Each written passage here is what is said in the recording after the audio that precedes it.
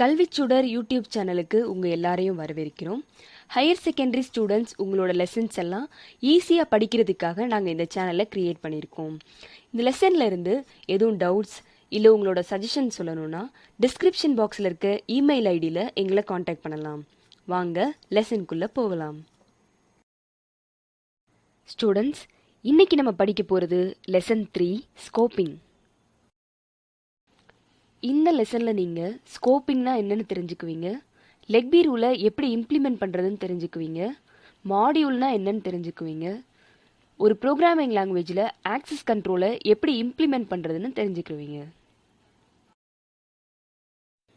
அடுத்தது ஸ்கோப்பிங். நம்ம ஒரு ப்ரோக்ராம் எழுதுகிறப்போ அந்த ப்ரோக்ராமில் வேரியபிள்ஸ், பேராமீட்டர்ஸ், ஃபங்க்ஷன்ஸ் இது எல்லாமே யூஸ் பண்ணுவோம். இந்த வேரியபிள்ஸ், பேராமீட்டர்ஸ், ஃபங்க்ஷன்ஸ் இது எல்லாத்தையுமே ஒரு ப்ரோக்ராமோட ஒரு பார்ட்ல இருந்து இன்னொரு பார்ட்டுக்கு நம்ம எந்த அளவுக்கு ஆக்சஸ் பண்ண முடியும், அதாவது அதோட விசிபிலிட்டி எந்த அளவுக்கு இருக்கும்னு சொல்கிறது தான் ஸ்கோப்பிங் சொல்கிறோம். வேரியபிள்னா என்னன்னு நீங்கள் 11th ஸ்டாண்டர்ட்லேயே படிச்சிருப்பீங்க. ஒரு வேரியபிள்னா என்ன? ஒரு ஆப்ஜெக்டை நம்ம மெமரியில் ஸ்டோர் பண்ணும்போது அதோட அட்ரஸை தான் நம்ம வேரியபிள்னு சொல்கிறோம். ஒரு வேரியபிளையும் ஒரு இன்ஸ்டன்ஸையும் அதாவது ஒரு வேல்யூவையும் பைண்ட் பண்ணுறதுக்கு நம்ம கோலன் ஈக்குவல் டு யூஸ் பண்ணலாம். கீழே இருக்க எக்ஸாம்பிள் பாருங்கள். ஏ கோலன் ஈக்குவல் டு 5 கொடுத்துருக்காங்க.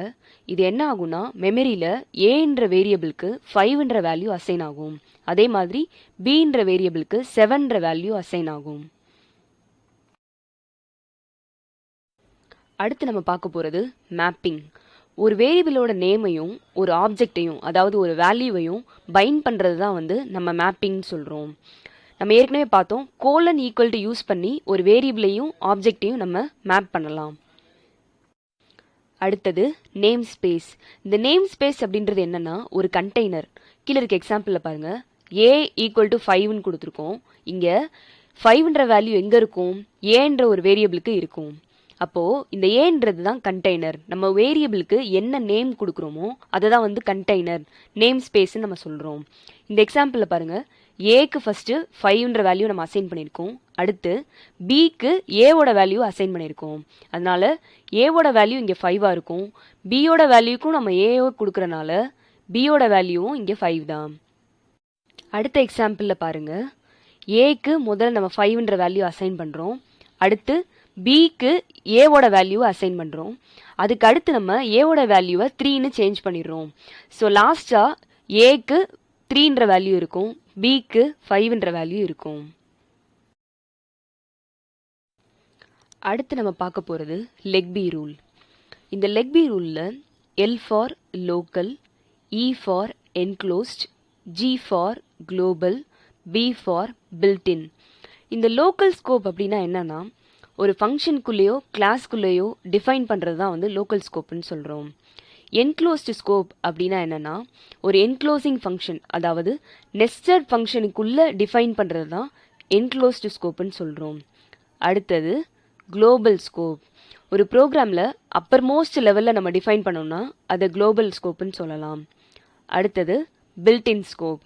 பில்டின் ஃபங்க்ஷன்ஸில் இருக்க ரிசர்வ்டு நேம்ஸ் எல்லாம் பில்டின் ஸ்கோப்பில் நம்ம சொல்லலாம். இப்போ இந்த ஸ்கோப் எல்லாத்தையுமே டீட்டெயிலாக ஒன்று ஒன்றா நம்ம பார்க்கலாம்.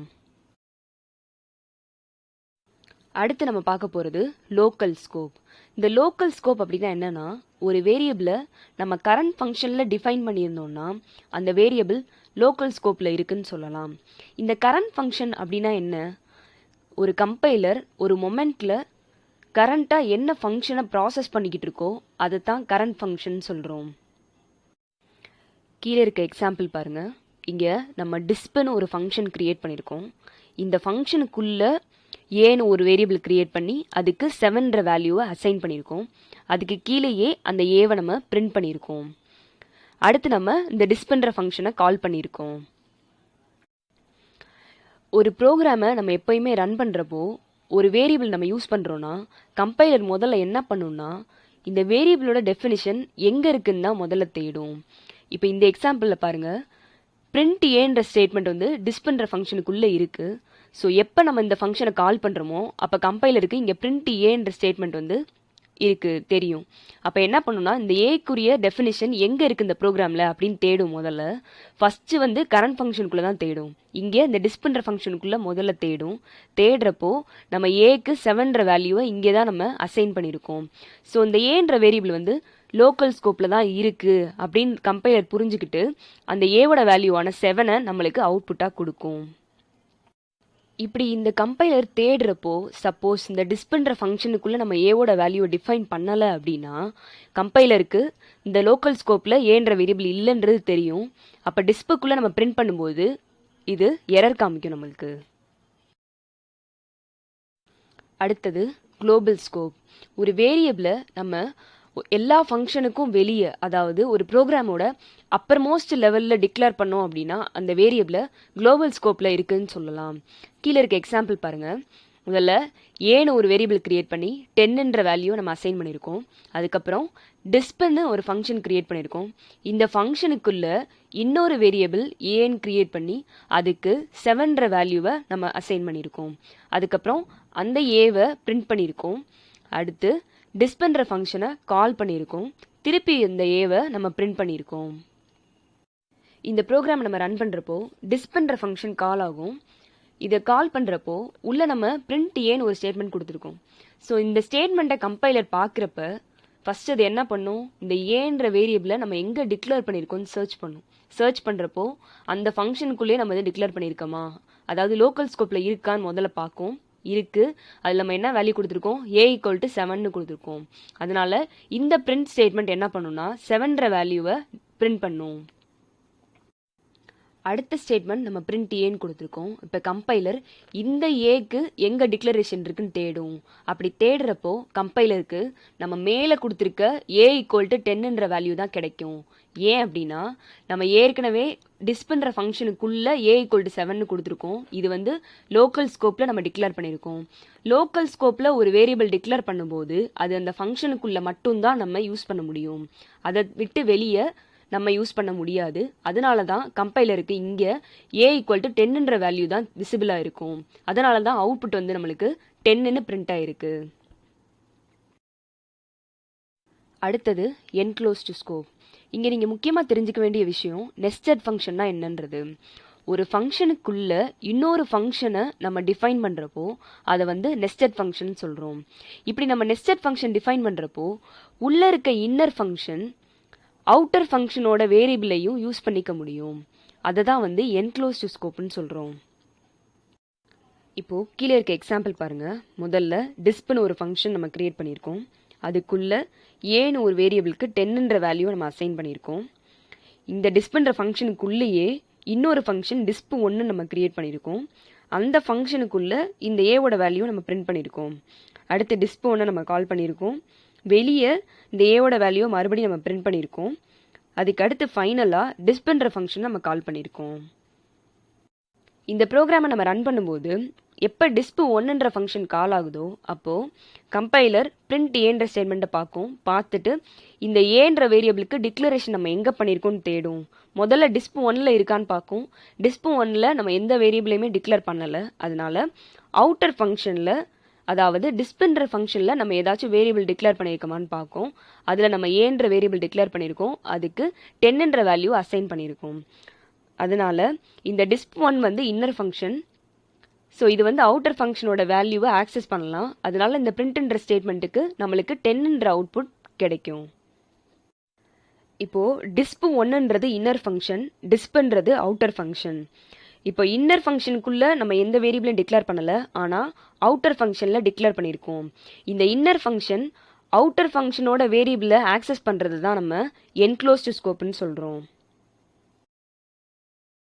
அடுத்தது பில்ட்-இன் ஸ்கோப். எல்லா ப்ரோக்ராமிங் லாங்குவேஜஸ்க்குமே லைப்ரரி ஃபங்க்ஷன்றது இருக்கும். நம்ம அந்த லைப்ரரி ஃபங்க்ஷன் எல்லாத்தையுமே இம்போர்ட் பண்ணி நம்மளோட ப்ரோக்ராமில் நம்ம யூஸ் பண்ணலாம். ஒரு வேரியபிளோ இல்லை ஒரு ஃபங்க்ஷனோ லைப்ரரி ஃபங்க்ஷனில் இருக்கிறத நம்ம ப்ரோக்ராமில் நம்ம யூஸ் பண்ணும்போது அது பில்ட்-இன் ஸ்கோப்பில் ஒர்க் ஆகும். ஸ்டூடெண்ட்ஸ், இது வரைக்கும் நம்ம பார்த்த லெசனில் இருந்து சில கொஸ்டின்ஸ் இங்கே கொடுத்துருக்கோம். இதுக்கு ஆன்சர் பண்ண ட்ரை பண்ணுங்கள். இதோட ஆன்சர்ஸும் இதோடய அட்டாச் பண்ணியிருக்கோம்.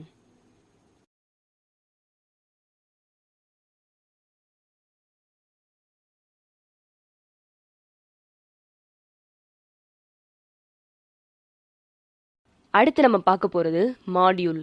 மாடியூல் அப்படின்னா என்னன்னா, ஒரு ப்ரோக்ராமோட ஒரு பார்ட்டை தான் வந்து நம்ம மாடியூல்னு சொல்கிறோம். ஒரு எக்ஸாம்பிள், ஒரு ப்ரோக்ராமர் ஒரு பெரிய ப்ரோக்ராமை தனியாக உட்காந்து எழுதுறாருன்னு வச்சுக்கோங்க. தனியாக பெரிய ப்ரோக்ராம் எழுதுறது ரொம்ப கஷ்டம். அவர் அதுக்கு பதிலாக என்ன பண்ணுறாருனா, அந்த ப்ரோக்ராமை நிறைய சப் ப்ரோக்ராம்ஸாக பிரித்து ஒரு 10 பேர்கிட்ட கொடுத்து எழுதி வாங்குறாரு. கடைசியாக அது எல்லாத்தையும் சேர்த்து பெரிய ப்ரோக்ராமாக கம்போஸ் பண்ணுறாரு. இந்த மாதிரி ஒரு பெரிய ப்ரோக்ராமை பிரித்து பண்ணுறப்போ அந்த வேலை சீக்கிரமாகவும் முடியும், ஈஸியாகவும் முடியும். இந்த மாதிரி ஒரு பெரிய ப்ரோக்ராமை நிறைய சப் ப்ரோக்ராம்ஸாக டிவைட் பண்ணுறது தான் வந்து மாடியுலர் ப்ரோக்ராமிங் சொல்கிறோம். இதுக்கு எக்ஸாம்பிள் என்னென்னு பார்த்தோம்னா, ப்ரொசீஜர்ஸ், சப்ரோட்டீன்ஸ் அண்ட் ஃபங்க்ஷன்ஸ். அடுத்தது characteristics of modular programming. So modular ப்ரோக்ராமிங்கோட கேரக்டரிஸ்டிக்ஸ் என்னென்னு பார்த்தோன்னா, ஃபஸ்ட்டு ஒவ்வொரு மாடியூலும் அதுக்குரிய இன்ஸ்ட்ரக்ஷன்ஸ், ப்ராசஸ் பண்ணுறதுக்கு உண்டான லாஜிக், டேட்டா இது எல்லாத்தையுமே அதுக்குள்ளே கொண்டு இருக்கும். அடுத்தது ஒவ்வொரு மாடியூலையும் நம்ம தனித்தனியாக எழுதி கம்பைல் பண்ணி லைப்ரரியில் நம்ம ஸ்டோர் பண்ணி வச்சுக்கலாம். இந்த மாதிரி லைப்ரரியில் நம்ம ஸ்டோர் பண்ணி வைக்கிற மாடியூல்ஸை எப்போ நம்மளுக்கு தேவைப்படுதோ அப்போ ப்ரோக்ராமில் நம்ம இன்க்ளூட் பண்ணிக்கலாம். ஒவ்வொரு மாடியூல் செக்மெண்ட்டுக்கும் ஒரு நேம் இருக்கும். அந்த நேமையும் ஒரு சில ஆர்குமெண்ட்ஸையும் யூஸ் பண்ணி நம்ம தேவையான இடத்துல இந்த செக்மெண்ட்ஸை நம்ம இன்வோக் பண்ணிக்கலாம். இந்த மாடியூல் செக்மெண்ட்ஸை நம்ம ஒன்ஸ் கிரியேட் பண்ணி லைப்ரரியில் ஸ்டோர் பண்ணிக்கிட்டோன்னா எந்த ப்ரோக்ராமில் வேணாலும் எந்த மாடியூலில் வேணாலும் எப்போ தேவைப்படுதோ அப்போ யூஸ் பண்ணிக்கலாம். இதுக்கு என்ன அர்த்தம்னா, ஒரு தடவை மாடியூலை நம்ம எழுதிட்டோம்னா அதை எங்கே எப்போ தேவைப்படுதோ அங்கே யூஸ் பண்ணிக்கலாம். அது ப்ரோக்ராமாக இருந்தாலும் சரி, இல்லை வேற ஒரு மாடியூலாக இருந்தாலும் சரி. அடுத்தது benefits of modular programming. So first one, less code. நம்ம மாடியூல்ஸை யூஸ் பண்ணி நம்ம ப்ரோக்ராமில் எழுதும்போது நம்மளுக்கு லைன்ஸ் ஆஃப் கோடிங் ரொம்ப கம்மியாக தான் இருக்கும். அடுத்தது ரீயூஸ். நம்ம ஏற்கனவே பார்த்தோம், ஒரு மாடியூலை ஒன்ஸ் கிரியேட் பண்ணி நம்ம லைப்ரரியில் ஸ்டோர் பண்ணி வச்சுட்டோம்னா அது எப்போ எங்கே தேவைப்பட்டாலும் நம்மளால் திருப்பி யூஸ் பண்ணிக்க முடியும். மறுபடியும் அந்த மாடியூலை நம்ம உட்காந்து எழுதணுன்ற அவசியம் இருக்காது. அடுத்தது ரெக்வயர்ஸ் அ ஸ்மால் டீம். இந்த மாதிரி நம்ம பிரித்து ஈஸியாக வேலையை முடிக்கிறதுனால ஒரு சின்ன டீம் இருந்தாலே நம்மளால் ஈஸியாக வேலையை முடிக்க முடியும். அடுத்தது அலோஸ் ப்ரோக்ராமர்ஸ் டு கொலாபரேட். நம்ம ஒரு பெரிய ப்ரோக்ராமாக இருந்தாலும் சரி, அதை பிரித்து எல்லாரும் டீமாக ஒர்க் பண்ணுறப்போ ப்ரோக்ராமர்ஸ் எல்லாரும் சேர்ந்து கொலாபரேட் பண்ணி ஒர்க் பண்ணுறதுக்கான ஒரு என்விரான்மெண்ட்டை மாடுலர் ப்ரோக்ராமிங் நமக்கு தருது. அடுத்தது code is stored across multiple files. நம்ம ஒன்ஸ் நம்ம மாடியூலை எழுதிட்டோம்னா அது எங்கே வேணால் எந்த ஃபைலில் வேணால் எத்தனை தடவை வேணால் சேவ் பண்ணி வச்சுக்கலாம். அடுத்தது code is short, simple and easy to understand. நம்ம மாடியூல்ஸில் வந்து பிரித்து எழுதுறதுனால அந்த மாடியூல்ஸில் இருக்க கோடிங் வந்து ரொம்ப சின்னதாக இருக்கும், சிம்பிளாக இருக்கும், அதே மாதிரி புரிஞ்சுக்கிறதுக்கு ரொம்ப ஈஸியாக இருக்கும். அடுத்தது errors can be easily identified. நம்ம எவ்வளோ பெரிய ப்ரோக்ராமாக இருந்தாலும் மாடியூல்ஸாக சின்னதாக பிரித்து எழுதுறதுனால ஒரு எரர் வருதுன்னா அந்த எரர் எந்த இடத்துல நடக்குதுன்றத நம்ம ஈஸியாக ஐடென்டிஃபை பண்ண முடியும். அடுத்தது same code can be used in many applications. நம்ம ஏற்கனவே பார்த்தது தான், ஒரு மாடியூலை ஒரு தடவை எழுதி நம்ம லைப்ரரியில் ஸ்டோர் பண்ணி வச்சுட்டோன்னா அந்த மாடியூலை எப்போ தேவைப்பட்டாலும் எந்த ப்ரோக்ராமில் வேணாலும் நம்ம யூஸ் பண்ணிக்கலாம். அடுத்தது scoping of variables can easily be controlled. நம்ம மாடியூல்ஸை டிவைட் பண்ணி எழுதுகிறப்போ எந்த ஒரு வேரியபிளாக இருந்தாலும் அதோட ஸ்கோப்பை நம்மளால் ஈஸியாக கண்ட்ரோல் பண்ண முடியும். அடுத்தது ஆக்சஸ் கண்ட்ரோல். இந்த ஆக்சஸ் கண்ட்ரோல் அப்படின்னா என்னன்னா, ஒரு ப்ரோக்ராமிங் என்விரான்மெண்ட்டில் நம்ம யூஸ் பண்ணுற ரிசோர்ஸஸ் எல்லாத்தையுமே யார் யூஸ் பண்ணலாம், எந்த அளவுக்கு யூஸ் பண்ணலான்னு ரெகுலேட் பண்ணுற ஒரு செக்யூரிட்டி டெக்னிக்கை தான் வந்து ஆக்சஸ் கண்ட்ரோல்னு சொல்கிறோம். இந்த இடத்துல ரிசோர்ஸ் நம்ம எதெல்லாம் சொல்கிறோம், நம்ம ஒரு ப்ரோக்ராம் எழுதும்போது என்னென்னலாம் அதில் யூஸ் பண்ணுவோம், வேரியபிள்ஸ் யூஸ் பண்ணுவோம், ஃபங்க்ஷன்ஸ் யூஸ் பண்ணுவோம், சப்ரோட்டீன்ஸ் யூஸ் பண்ணுவோம்.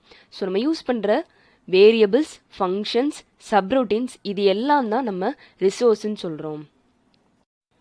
நம்ம இந்த மாதிரி ஆக்சஸ் கண்ட்ரோல் யூஸ் பண்ணுறப்போ ஒவ்வொரு வேரியபிளையும் இவங்க தான் யூஸ் பண்ண முடியும், இவங்க வந்து ஆக்சஸ் பண்ண முடியாது, அந்த மாதிரி நம்ம கண்ட்ரோல் செட் பண்ணுறோம். இது என்ன பண்ணுன்னா ஒரு ஆப்ஜெக்ட்டுக்கு உள்ள ரிஸ்க்கை வந்து ரொம்பவே நமக்கு மினிமைஸ் பண்ணும்.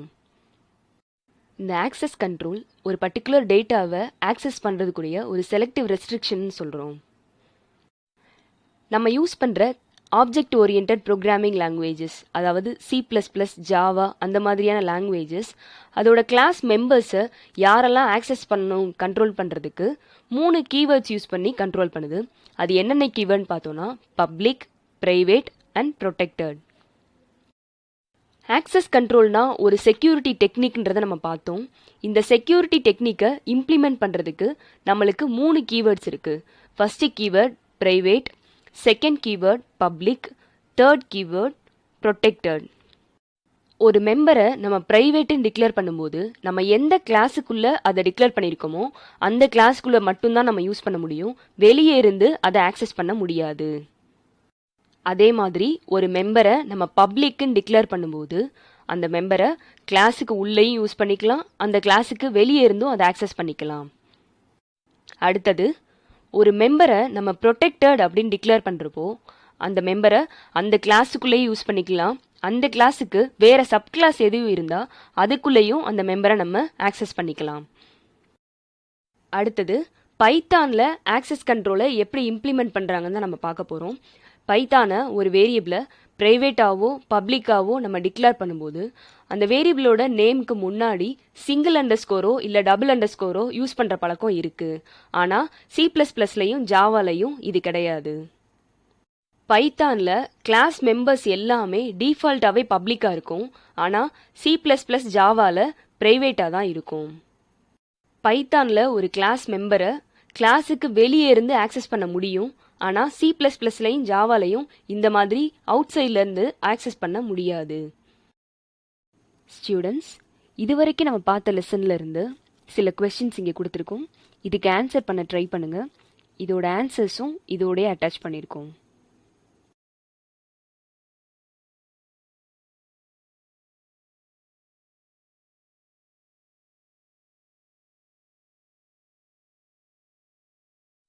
ஸ்டூடெண்ட்ஸ், நம்ம இது வரைக்கும் படித்தது எல்லாத்தையுமே சம்மரைஸ் பண்ணிடலாம்.